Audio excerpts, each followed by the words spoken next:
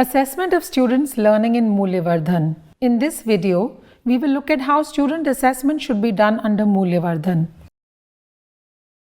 This assessment is aligned to the National Education Policy's recommendation on use of holistic progress cards. These report cards are to be different from traditional report cards. Whereas traditional report cards are based on subject-wise performance of children, holistic progress cards are expected to give a more comprehensive picture of a child's development. The holistic report card is to be multidimensional.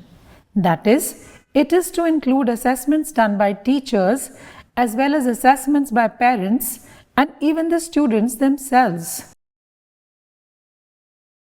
The holistic progress card can thus be an effective tool to communicate children's overall progress to their families.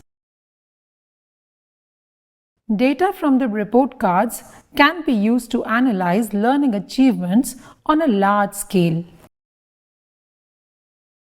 In alignment with the National Education Policy's recommendation, Mulyavardhan promotes holistic assessment of students.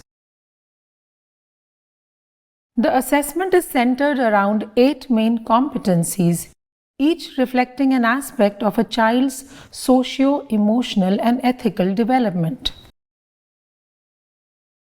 These competencies and the related competencies are listed in the introduction to the Mulyavardhan activity books. Assessment on the basis of these competencies is to be done through observation.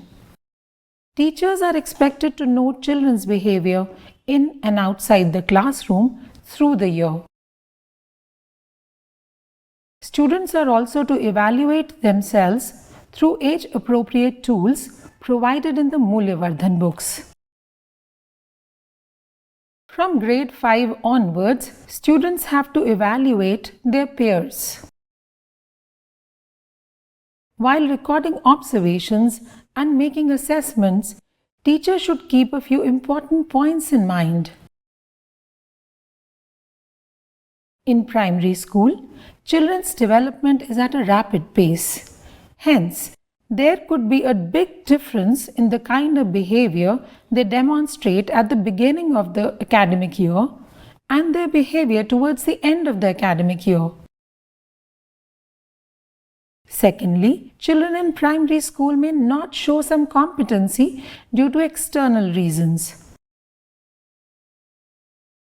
For example, a child may not express herself clearly because she does not feel accepted by others in the class. Hence, one should not make blanket negative judgments about any child. It is more important to identify and deal with the causes of a child's unsatisfactory performance.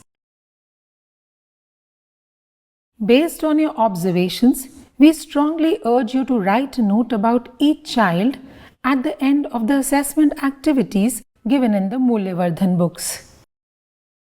You may start the note by mentioning positive behavior you have observed. Mention also the areas in which you think the child needs to improve. Then add any other important observation you have made. Write your note in the form of a small essay about the child. Here is an example of a teacher's note about a Standard 2 child.